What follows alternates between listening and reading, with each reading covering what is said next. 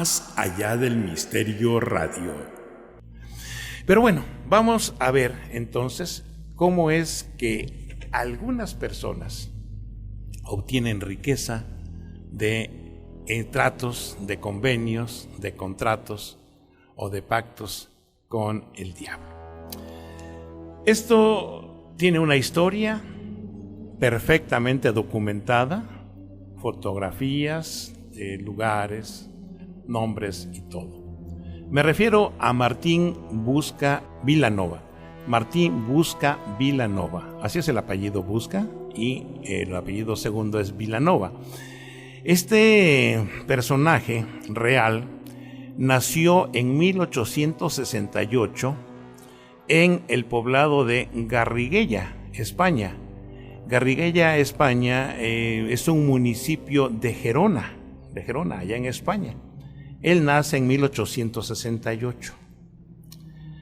Por cuestiones tal vez de cuestiones internas, políticas internas, guerrillas que tuvieron a España sumida pues en una guerra civil en varias ocasiones, se entiende de que este personaje, más o menos a la edad de unos 32 años, huye de España a bordo de un barco con destino hacia América. Es así como llega por ahí a finales del siglo XIX, por ahí de 1895 aproximadamente, llega a Valparaíso, Chile, al puerto, un bello puerto, le llaman ellos la joya del Pacífico, a Valparaíso, Chile. Desembarca, no sabemos cómo se vino, si se vino como de polizón o de contrabando, o si le regalaron el viaje, no sabemos. La cosa es que cuando llega a Valparaíso, Chile, Martín Busca Vilanova, Martín Busca Vilanova, llega sin un solo peso, totalmente en la ruina y pues esperando que su situación económica mejore ahí en Valparaíso, Chile, que pues en ese tiempo ya comenzaba a brillar como un bello puerto. Pues desembarcó, comenzó a buscar trabajo. El trabajo nunca lo encontró como él quería. Sus pocos ingresos que obtenía haciendo tal vez trabajos de carga, descarga ahí en el muelle, pues nada más le permitían para ir sobreviviendo sus necesidades muy básicas. Tal vez sin dinero para alquilar donde vivir, y pues la ropa que él traía pues ya eran harapos, ya era una ropa muy desgastada y tenía que vestirse con lo que le regalaban algunos conocidos, algunas personas, algunos amigos. Prácticamente Martín Busca Vilanova estaba viviendo en calidad de pordiosero. Él nunca dijo que era pordiosero, pero pues ¿qué podemos entender de una persona que está vistiendo con ropas casi en pedazos y mal comiendo con lo poco que le permitían los trabajos? Entonces, pues él un día decide que esa no puede ser su vida, que no puede subsistir y que no valió la pena tal vez venirse desde España hasta América para vivir en esas condiciones. Pasó el tiempo. Martín, desesperado pues por su pobreza, decide en una noche, en una ocasión, invocar al diablo, invocarlo y hacer un pacto con él, hacer un trato con él.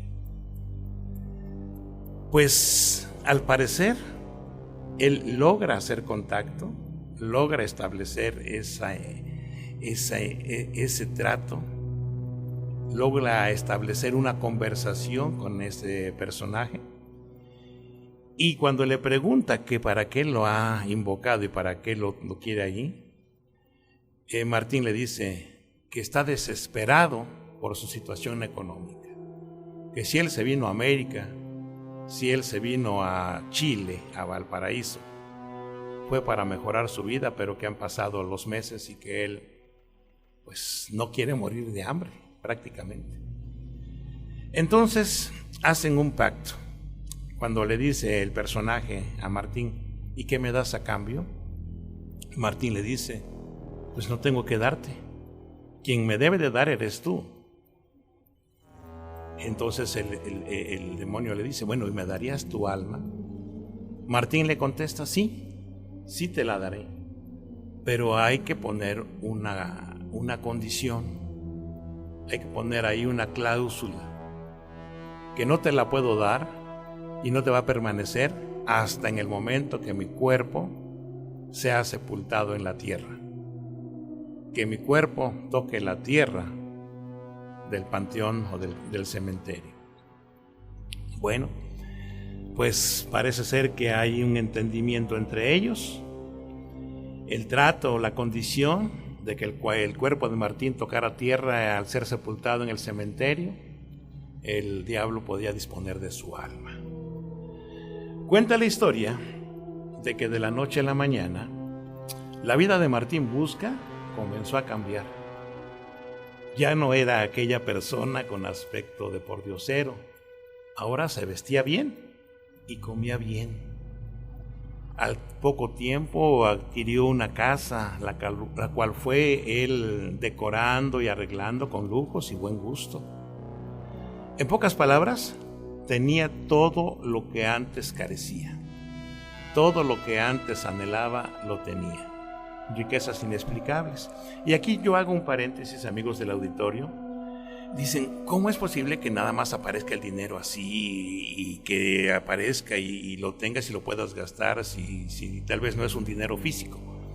Pero también leyendo un poco más allá en las investigaciones, estas cuestiones se pueden dar cuando este personaje, el ser demoníaco, te dice, ok, en tal lado vas a ir a hacer una excavación y ahí vas a encontrar un cofre con monedas, o en tal árbol o en las raíces de tal árbol se encuentra un tesoro.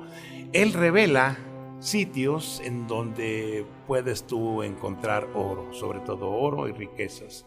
De esa manera es como ellos les revelan el lugar, el sitio a donde ellos pueden ir a encontrar.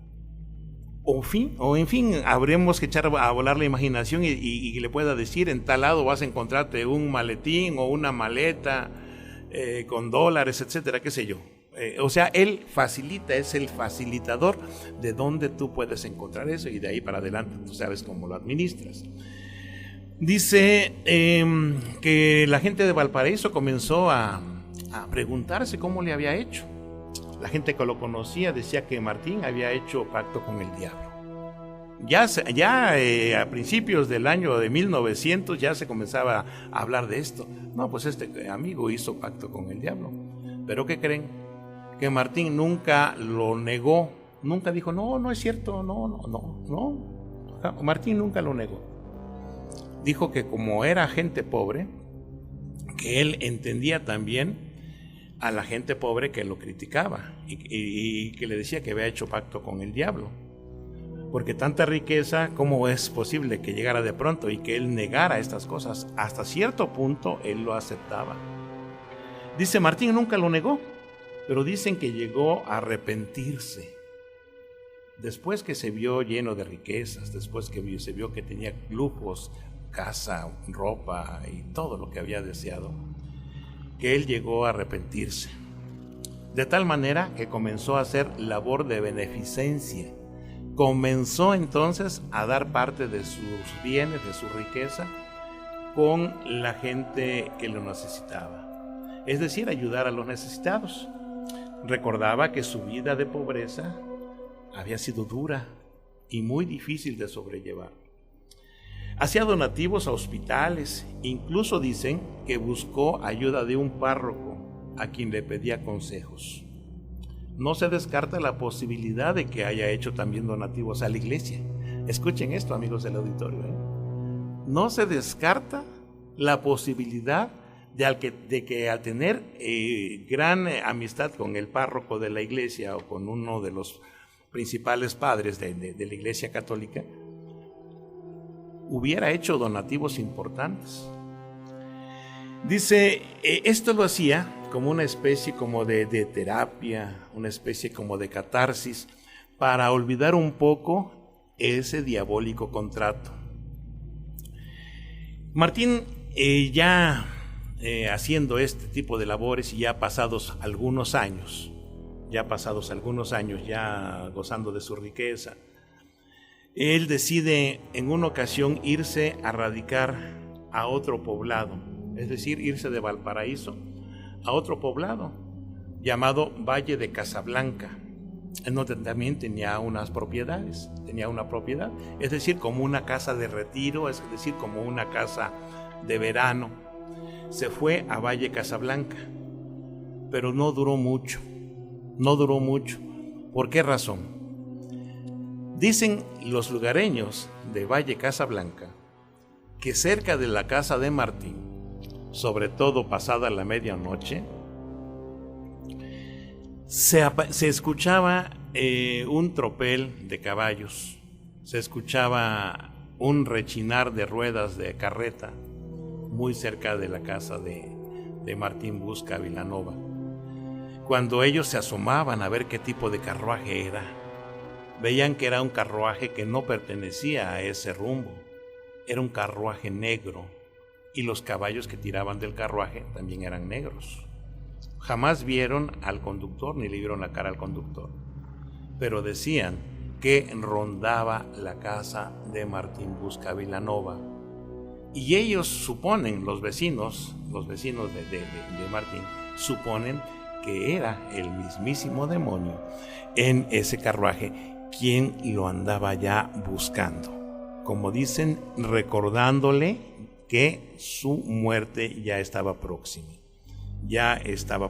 porque Martín para entonces ya estaba rondando los 70 años de edad. Y ya muchos años de haber llegado a Valparaíso, a Chile. Dicen también que este extraño carruaje desaparecía de pronto atravesando rejas, atravesando portones o incluso atravesando paredes. Aseguran los vecinos que no era otra cosa más que un carruaje maligno, un carruaje diabólico. Cuando Martín se da cuenta de esta situación, él dice, bueno, es que ciertamente es un recordatorio de que mi fin ya se acerca.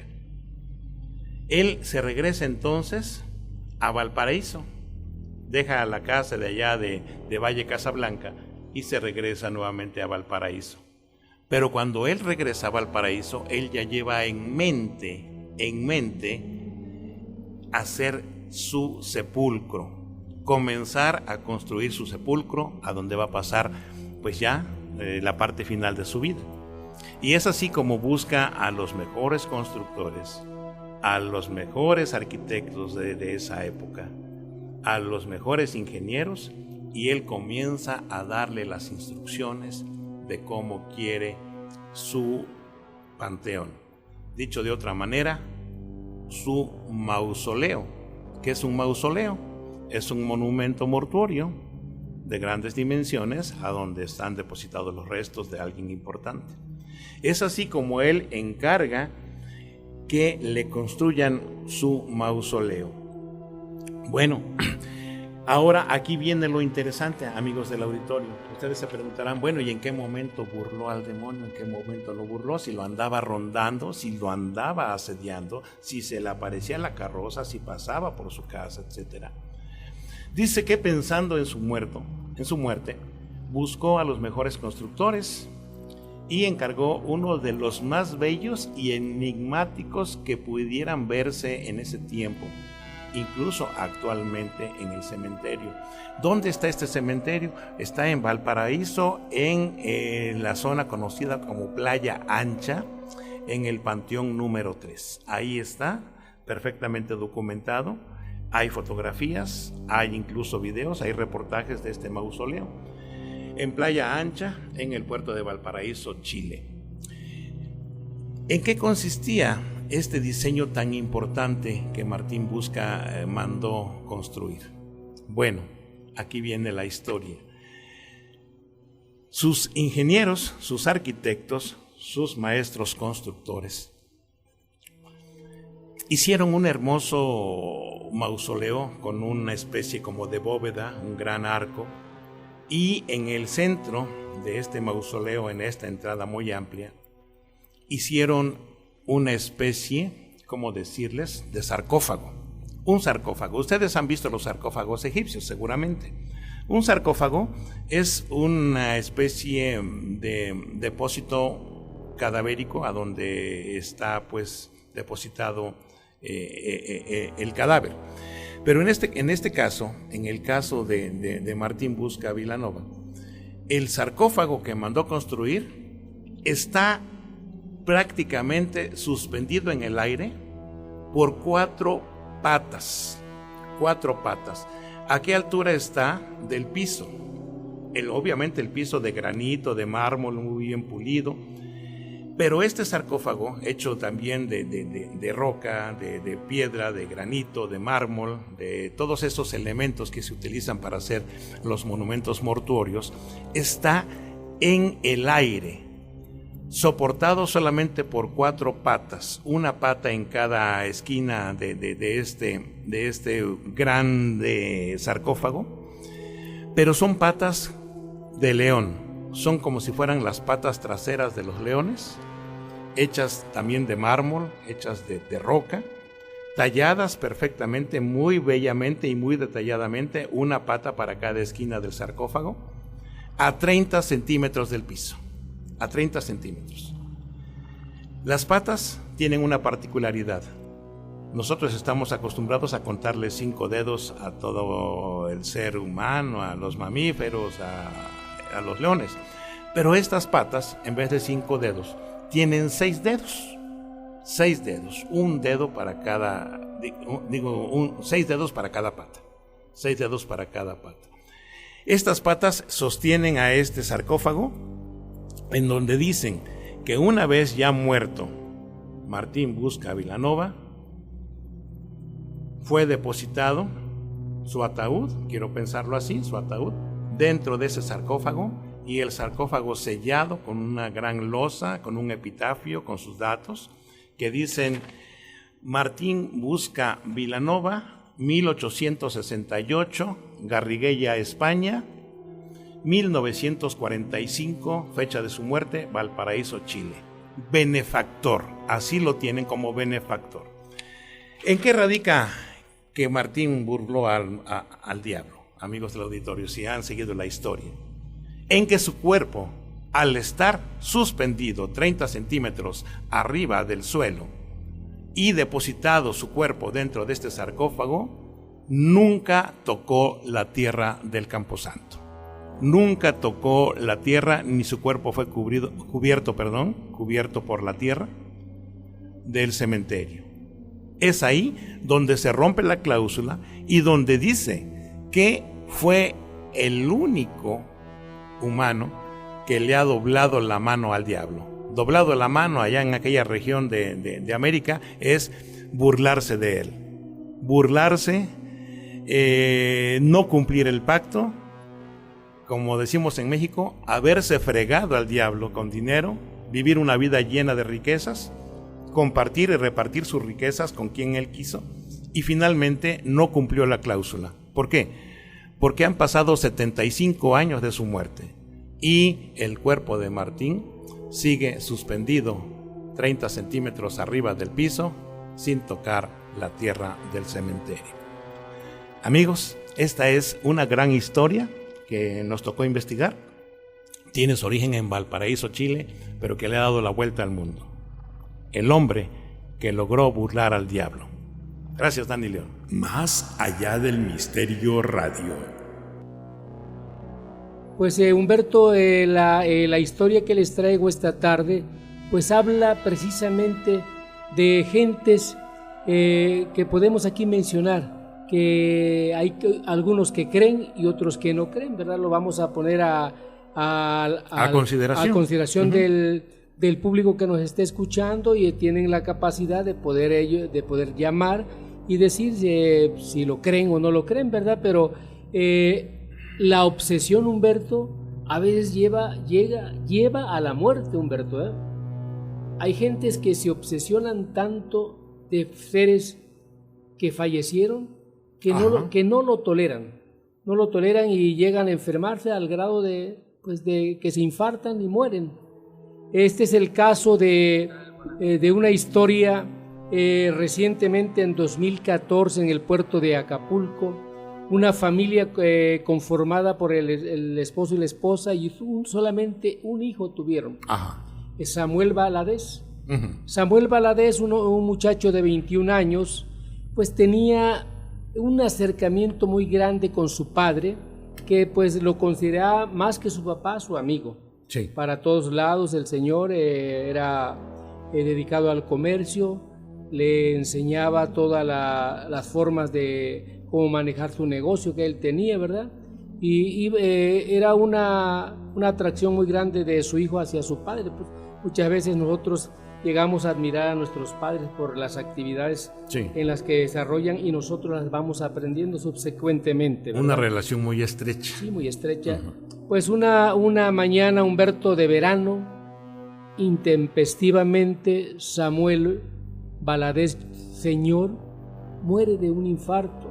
Uh-huh. Nadie lo esperaba. Las muertes son, como dicen por ahí una frase, que llegan como el ladrón que acecha en la noche sin sentir. Uh-huh. Así llegó la muerte para el señor Valadez.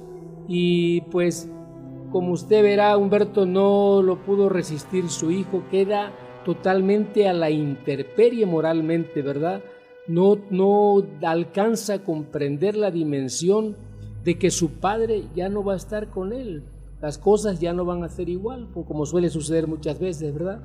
Y le entra la obsesión, Humberto, de ir todos los días al cementerio a llorarle a la tumba a su padre, una cosa que muchas veces su madre lo reprochaba, le decía que debería tomar las cosas con mucha cautela, que la memoria de su padre perduraría por toda la vida, y el mejor recuerdo para ellos es pues que él terminara su carrera, que se realizara como ser humano, ¿verdad?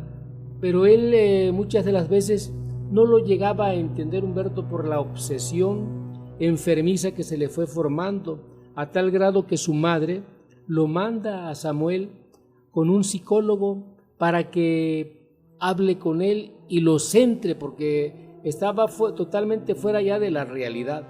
Todos los días era ya estar en el cementerio llorando, rezándole, y su madre pues la preocupaba mucho porque le parecía que no era normal esa situación.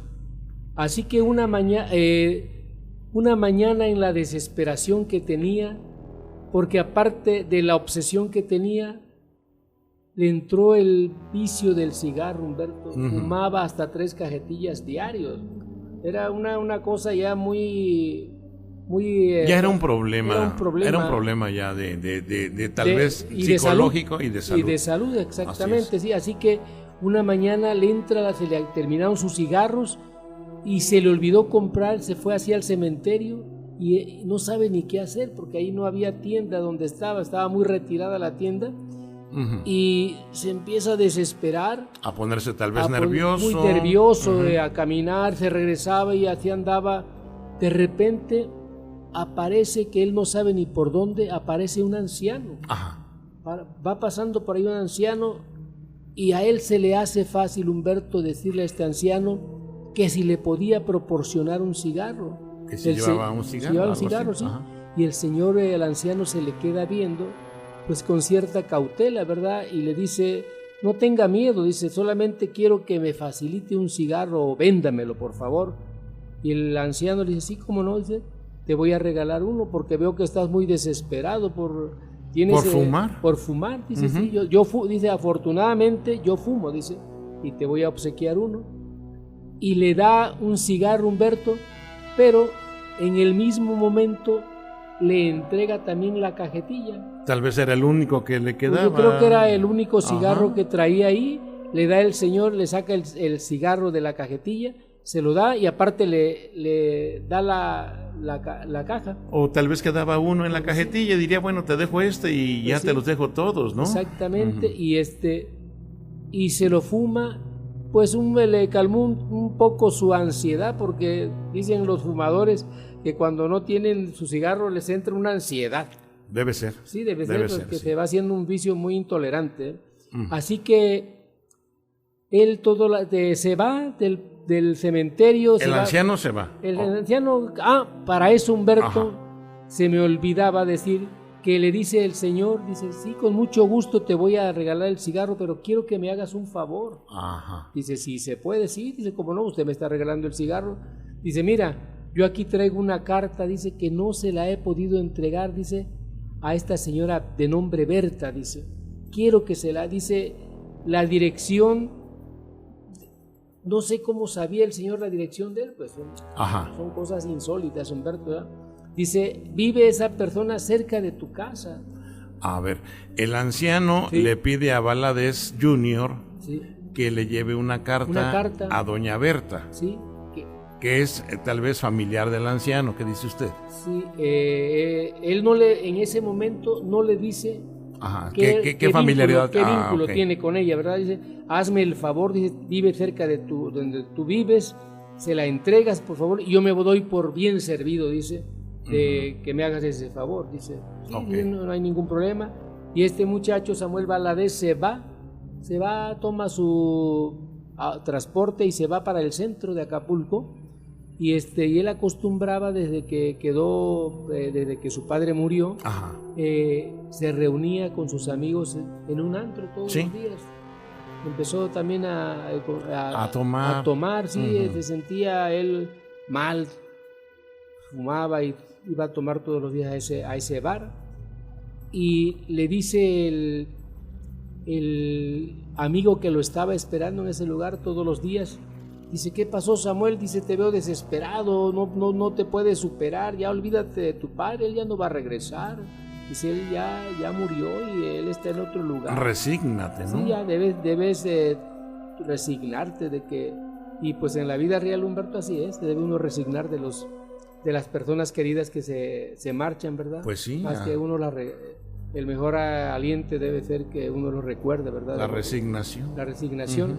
Y así que se va Humberto y le dice el amigo que lo estaba esperando en ese bar, Ajá. dice, Samuel, dice, fíjate que no traigo cigarros, regálame uno, dice, porque te veo que traes una cajetilla ahí en la bolsa de tu camisa. Ujú. Dice, pero no trae, dice, ningún cigarro, nomás era uno, no sé ni Ajá. por qué la guardé la cajetilla. Dice, a ver, saca la cajetilla, y la saca y se la enseña. Era una marca de cigarro, Humberto, que ya no existe. ¿Te acuerda usted esos cigarros a las extra? A las extras, sí. Sí. Ya no existe esa. No, pues eran unos cigarros económicos. Sí, dice que existieron hace muchos años. Dice, esta cajetilla, más o menos, dice, es de 1950.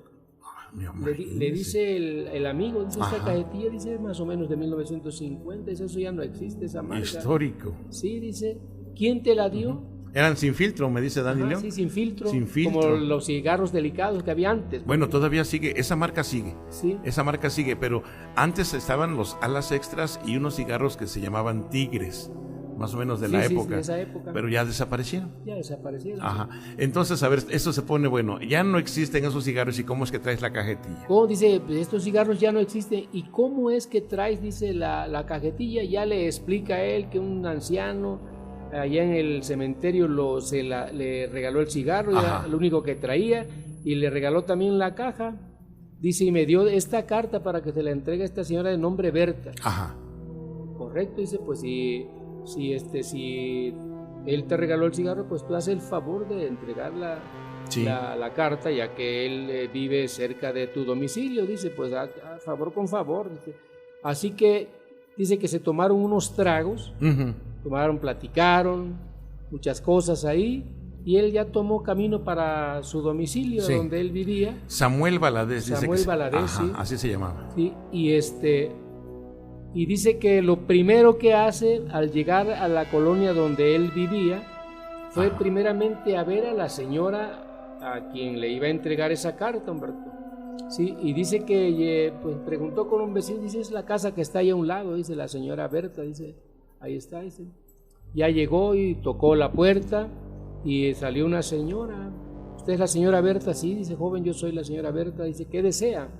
Dice, fíjese que en la mañana, hace unas horas, dice, fui Al panteón. al panteón a ver a mi padre, dice, y me encontré con un señor que me regaló un cigarro y me dio esta cajetilla también, me la dio con el cigarro. Y la señora, muy sorprendida, Humberto, se le queda viendo, pero casi a punto ya de desmayar. Ajá. Dice, ¿cómo era la persona que le dio el cigarro y la cajetilla? Dice, era un señor ya muy anciano, dice, Ya muy... como unos 70, 80 No más, años, yo o creo. más, sí. 80 y tantos años Sí. tal vez. La señora que estaba recibiendo la carta era una señora también ya anciana. Ujú. ¿Sí? Dice, joven, dice, ¿usted no sabe quién es la persona que le regaló el cigarro?